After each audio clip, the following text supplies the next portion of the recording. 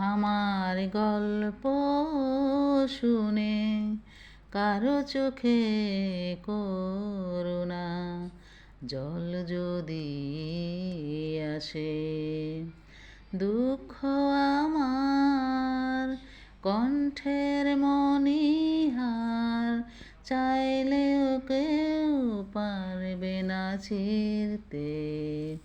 দুঃখ আমার কণ্ঠের মণিহার চাইলেও কেউ পারবে না ছিঁড়তে।